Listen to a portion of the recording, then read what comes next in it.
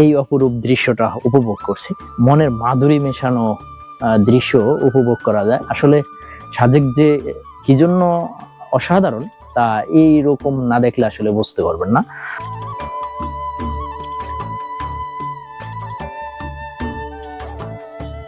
পাহাড়ে এসেছি আর পাহাড়ি খাবার খাবো না তা কি করে হয়। এই হচ্ছে আমাদের ব্যাম্বু চিকেন। শুভ সকাল কংলাক পাহাড়। আমরা এখন কংলাক পাহাড়ে রয়েছি। বাগাইহাট জোনের পক্ষ থেকে জানাই স্বাগতম।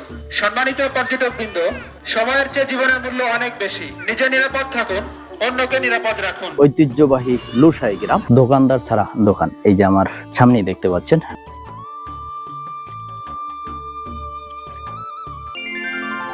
আমি এখন দাঁড়িয়ে রয়েছি খাগড়াছড়ি গেটের সামনে। খাগড়াছড়ি গেট থেকে পার হয়ে চলে আসলে এখানে চাঁদের গাড়ি পাওয়া যায়, সিএনজি পাওয়া যায় এবং মাহেন্দ্রা পাওয়া যায়। চাঁদের গাড়িতে 10 জনের মতো তারা নিতে পারে, সিএনজিতে তারা 3 জনের মতো নেয়, আর মাহেন্দ্রা আছে যেগুলো 5 জন থেকে 6 জনের মতো তারা এক গাড়িতে ক্যারি করতে পারবে। চাঁদের গাড়ির কাউন্টার এ পাশে হাতের ডান। চাঁদের গাড়ির ভাড়ার লিস্ট। গাড়ির প্রয়োজনে সরাসরি কাউন্টারে যোগাযোগ করুন। কাউন্টার থেকে গাড়ি সংগ্রহ করুন, প্রতারক থেকে বেঁচে থাকুন। চাঁদের গাড়ির পরের স্টেশনটাই হচ্ছে এই মাহেন্দ্রা এবং সিএনজির জন্য। এর পাশে আবার মোটর সাইকেলও রেন্টে নেওয়া যায়, এর ব্যবস্থাও এখানে রয়েছে। বিসমিল্লাহির রহমানির রহিম। আল্লাহর নামে পথ চলা শুরু করছি। আমরা যাব সাজেকে। আমি এখন শাপলা চত্বরে রয়েছি, ওটা হচ্ছে শাপলা চত্বর। আর এপাশে দুইটা হোটেল রয়েছে, মন্টানা মক্কা হোটেল। আর আমরা এই মক্কা হোটেলে এখন নাস্তা করব, তারপরে সাজেকের উদ্দেশ্যে রওনা দেব। মক্কা হোটেলে সকালে নাস্তা সারতেছি, আর নাস্তা পরাটা, ডাল ভাজি আর ডিম নিয়েছি। এই আইটেম নাস্তা করে এরপরে আমরা রওনা দিই। সকালের নাস্তা শেষ করি, চলতে শুরু করি সাজেকের উদ্দেশ্যে। আর এখন সময় 8:45 বাজে। ব্যস্ততম এরিয়া পার হয়ে আমি দ্রুত গতিতে আঁকাবাঁকা এই পিচ ঢালাই অপরূপ সড়কটি ধরে আমি ছুটে চলছি সাজেকের পথে। কিছু দূর এগিয়ে আসলেই দেখতে পাচ্ছি রাস্তার খুবই বেহাল দশা। রাস্তা প্রশস্তকরণের জন্য কাজ চলমান রয়েছে। প্রায় 1 ঘন্টা চলার পরে পেয়ে যাই একটি বাজার, আর এটি হচ্ছে দিঘিনালা বাজার, আর এটা হচ্ছে দিঘিনালা বাস স্টেশন। এই দিঘিনালার একদিকে চলে গেছে লংগদু আর অন্যদিকে সাজেকের রাস্তা। আমরা বরাবর রাস্তাটি ধরে ছুটে চলছি সাজেকের পথে। দিঘিনালা বাজার পার হয়ে আঁকাবাঁকা সড়কটি ধরে আমরা আবার ছুটে চলছি। চলতে চলতে কিছু দূর এগিয়ে আসলেই ফাইনালি বাগাইরহাট জোন আর্মি ক্যাম্পে চলে আসছি। এই যে আর্মি ক্যাম্পের মাঠ, আর এখানেই মূলত সব গাড়িগুলো এসে ভিড় জমায়। মোটরসাইকেল সবাই এখানে দাঁড়িয়ে রয়েছে, আমরাও এখানে দাঁড়াবো। এখানে আমাদের নামটা এন্ট্রি করেছি, আর সবাই আসার পরে এখানে নাম এন্ট্রি করার পরে তারপরে 10:30টার দিকে এখান থেকে আমাদেরকে যেতে গাড়ি নিয়ে এখানে অপেক্ষা করতেছি। আর তেল নাই, তারপরও ভাইরা সাজেক যাওয়ার জন্য উদ্যত হয়েছে আমার মতো। সব গাড়ি সাজেকের উদ্দেশ্যে যাবে, সিএনজি এগুলো যাবে, আর এই সেনাবাহিনীর স্কোয়াডের সাথে যেতে হবে। ঠিক 10:30টার সময় মাইকে অ্যানাউন্স করে দিয়েছে আর আমাদেরকে সামনে যেতে বলে। তাই আমরা আস্তে আস্তে সামনের দিকে চলে আসি। সব মোটরসাইকেল এক সারিতে দাঁড়া করিয়ে কিছু দিক নির্দেশনা দিচ্ছে আমাদেরকে। সামনে থাকবে আমাদের পুলিশের স্কোয়াড, পিছনে থাকবে সেনাবাহিনীর স্কোয়াড। স্কোয়াড থেকে অবশ্যই দূরত্ব বজায় রাখবেন। কোনো অবস্থাতেই স্কট গাড়িকে ওভারটেকিং করবেন না। স্কট ব্যতীত রাস্তার পথের মধ্যে কোনো জায়গায় দাঁড়িয়ে সেলফি এবং ভিডিও ধারণ করা থেকে বিরত থাকবেন। পথচারী শিশুকে লজেন ছড়ে মারবেন না, কোনো প্রকার উপহার দেওয়ার চেষ্টা করবেন না, এতে দুর্ঘটনার কারণ হতে পারে। নিশ্চিত না হওয়া পর্যন্ত কোনো গাড়ি ওভারটেকিং করবেন না। আপনাদের যাত্রা শুভ হোক। সেনাবাহিনীর দিক নির্দেশনা শেষ হলেই আমাদের সামনে পুলিশের এসকর্টের গাড়ি চলতে শুরু করে, আর তার পিছনে পিছনে আমরাও চলতে শুরু করি। পাহাড়ি আঁকাবাঁকা পথ, আর সামনে রয়েছে আমাদের পুলিশের এসকর্ট, পিছনে রয়েছে সেনাবাহিনী এসকর্ট। এর ভিতর দিয়ে আমরা সারিবদ্ধভাবে চলতেছি। চলার পথে অসংখ্য ঝুমঘর রাস্তার দুপাশে দেখতে পাচ্ছি কিছু কিছু ছোট ছোট বাচ্চারা হাত নাড়িয়ে আমাদেরকে অভ্যর্থনা করে। তারা এই অভ্যর্থনার নামে কিছু চকলেট চায়, যদিও এই চকলেট দেওয়া সেনাবাহিনী থেকে নিষেধ রয়েছে, কারণ এর জন্য তারা দুর্ঘটনায় পতিত হতে পারে। বাইকারদের জন্য এই সাজেক একটি আলাদা আকর্ষণ। পার্বত্য চট্টগ্রামের পাহাড়ি অঞ্চলগুলো আমি ঘুরে দেখেছি, তবে এই সাজেকে আমার প্রথমবারে আসা মোটরসাইকেল নিয়ে। এর আগে একবার এসেছিলাম গাড়িতে করে। এই আঁকাবাঁকা অপরূপ সড়ক ধরে আমরা চলতে চলতে প্রায় 20 কিলোমিটার পথ অতিক্রম করে চলে আসি। এখানে দেখতে পাচ্ছি সাজেক থানা, আর সাজেক মূলত রাঙ্গামাটি জেলার ভিতরে পড়েছে। আমরা এখন রয়েছি সাজেক থানার সামনে, আর এখানে 10 মিনিটের একটি মধ্য বিরতি, তাই আমরা একটু ঘোরাঘুরি করতেছি আর পাশাপাশি পানি এবং ফল ফলাদি কিনে খাচ্ছি। 10 মিনিট বিরতির পরে দেখতে পাচ্ছি সাজেক থেকে যারা এসেছে তারা বের হয়ে যাচ্ছে। তারা বের হয়ে চলে যাওয়ার পরে ধীরে ধীরে আমরাও যাচ্ছি। যতই সামনের দিকে এগিয়ে যাচ্ছি ততই পাহাড়ের উচ্চতা বাড়তেছে। কিছু কিছু জায়গায় পাহাড়ের উপরে উঠতে হয় এবং কিছু কিছু জায়গায় আবার নিচের দিকে নামতে হয়। তবে এই সব জায়গায় খুবই সাবধানতা অবলম্বন করে চলতে হবে। হাত ব্রেক, পা ব্রেক এবং ইঞ্জিল ব্রেক ব্যবহার করতে হবে একসাথে। সাজেক থানা থেকে কয়েক কিলোমিটার সামনে এগিয়ে আসলেই এখানের দৃশ্যটা যে কি মনোরম, যা ভাষায় প্রকাশ করা যাচ্ছে না।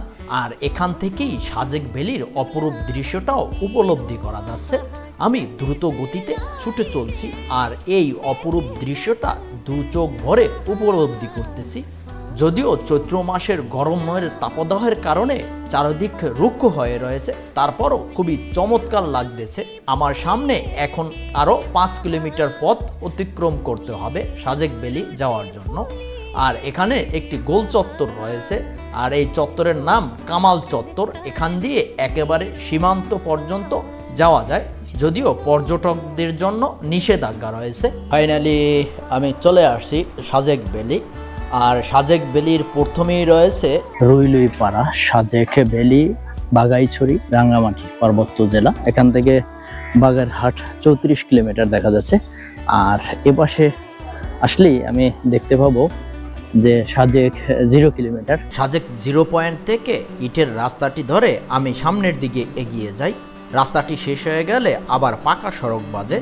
এরপরে হাতের বাম পাশে দেখতে পাচ্ছি Machanak hotel and restaurant. Machanak hotel and রেস্টুরেন্টের পরেই রয়েছে এই কুরের ঘর রিসোর্ট। এখানে আমরা রাত্রি যাপন করব। আর এর পরিবেশটা দেখেন কি চমৎকার। এই যে একসাথে 3টা রুম, এর ভিতরে আমরা এটা নিয়েছি এবং এর ভিতরের কোয়ালিটি কিরকম হয় একটু আপনাদেরকে দেখানোর চেষ্টা করব। চলুন ভিতরে যাই। এর ভিতরের পরিবেশগুলো কেমন হয় দেখেন, কি চমৎকার পরিবেশ, অসাধারণ। ফ্যানও রয়েছে এবং ভিতরের আউটলুকটা বাঁশের, এগুলো বাঁশের দিয়ে তৈরি করে রেখেছে। যদিও 2 জনের জন্য করা হয়েছে, ফ্লোরিং করে 4 জনও থাকা যায়। এর ওয়াশরুমটাও ইউনিক, দেখেন এর ভিতরে পাখা করে রয়েছে। এই পাশের দৃশ্য যে কি চমৎকার, না দেখলে বোঝানো যাবে না। দেখ, এটা হচ্ছে রুম আর এর বারান্দা হচ্ছে এটা। এখানে বসে বসে এই অপরূপ দৃশ্যটা উপভোগ করা যায়। কি চমৎকার, মহান আল্লাহ তাআলা সৃষ্টি যে কি অপরূপ, আসলে এইসব জায়গায় না আসলে কোনোভাবে উপলব্ধি করা যাবে না। দেখেন যত দূর দেখা যাচ্ছে খালি পাহাড় আর পাহাড়, যেন পাহাড় আর পাহাড়ের খেলা। মেঘ দেখা যাচ্ছে আর এই মেঘের ঠান্ডা বাতাসে বইতেছে। আপনারা যদি সাজেকে আসেন, চাইলে আপনারা এই রিসোর্টেও বুকিং করে থাকতে পারবেন। আমাদের রুম ঠিক করে আমরা এখন দুপুরের খাবার খাবো। তাই আমি একবারে জুতো পায়ে দিয়ে যাচ্ছি হাঁটতে হাঁটতে মাচাং রেস্টুরেন্ট। এই রেস্টুরেন্টে আমরা আজকে দুপুরের খাবার খাবো। এটা হচ্ছে রেস্টুরেন্ট, এখানে আমরা দুপুরের খাবার খাবো। দেখি দুপুরের খাবারের কি কি মেনু রয়েছে। এখানে এই মেনুটা রয়েছে, চাইলে এইসব জিনিসগুলো খাওয়া যাবে।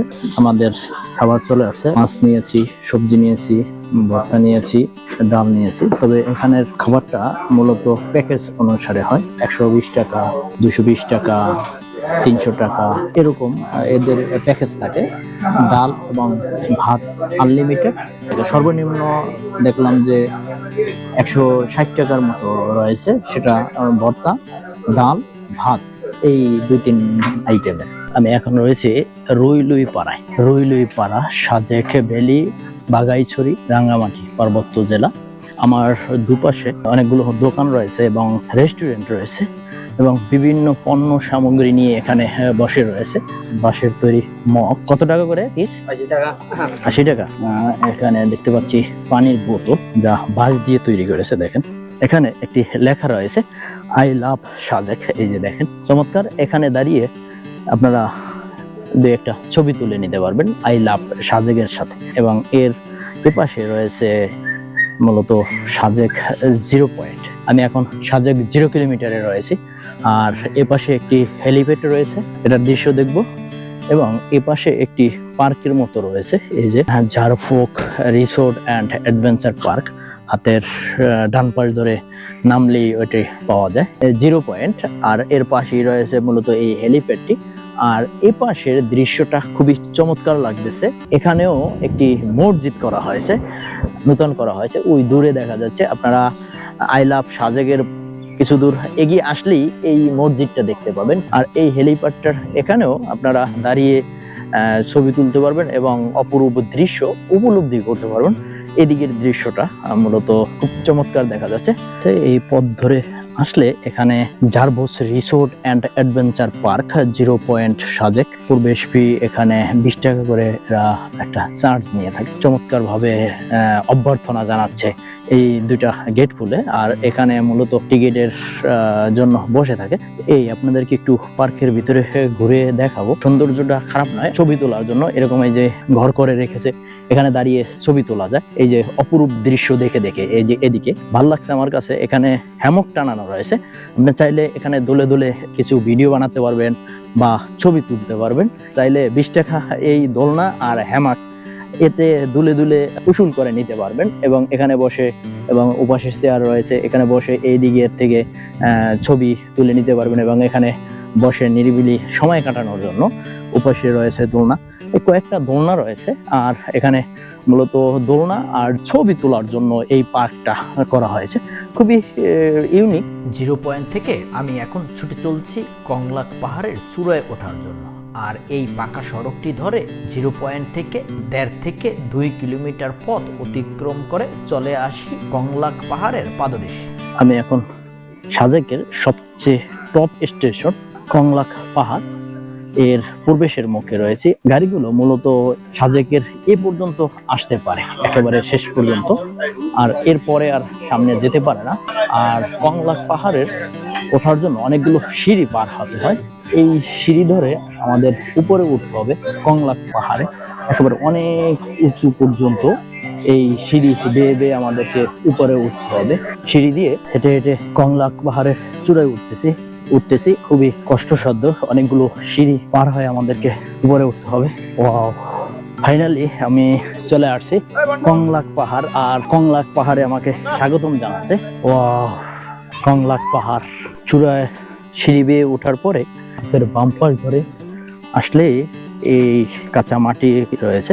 চলতে চলতে এখানে কংলাক পাহাড়ে স্বাগতম এরকম একটি মনোগ্রামও রয়েছে। হাঁটতে আমি একেবারে সাজেকের সবচেয়ে উচ্চতম স্থান হচ্ছে কংলাক পাহাড়ের চূড়া, সেখানে চলে আসছি। আর একেবারে শেষ প্রান্ত, এই পর্যন্তই পর্যটকেরা আসতে পারে। সমুদ্রপৃষ্ঠ থেকে প্রায় 1800 ফুট উচ্চতায় অবস্থিত, যা সাজেকের সর্বোচ্চ চূড়া হিসেবে খ্যাত। পরন্ত বিকেলবেলা সূর্য ডুবুডুবু অবস্থায় পশ্চিম আকাশে হেলে পড়েছে। আর এদিকে সূর্যটা ডুবতেছে। আর এখানে দাঁড়িয়ে এই সূর্য অস্তের অপরূপ দৃশ্যটা উপভোগ করা যায়। দীর্ঘ সময় এই কংলাক পাহাড়ের সময় দিয়েছি। আর এবার চলে যাব, কারণ অলরেডি সূর্য ডুবে গেছে। আমরা আস্তে আস্তে আবার নেমে যাচ্ছি। এখানে বাঁশের কিছু গ্লাস এবং মগ পাওয়া যায়, যেখানে নাম লিখে নেওয়া হবে। দেখেন নাম লিখতেছে। আমরা যে পথ দিয়ে কংলাক পাহাড়ের চূড়ায় উঠেছিলাম, আবার একই পথ দিয়ে কংলাক পাহাড়ের থেকে নামতেছি। কংলাক পাহাড়ের থেকে নেমে আমরা সরাসরি চলে আসি সাজেক জিরো পয়েন্টের এখানে।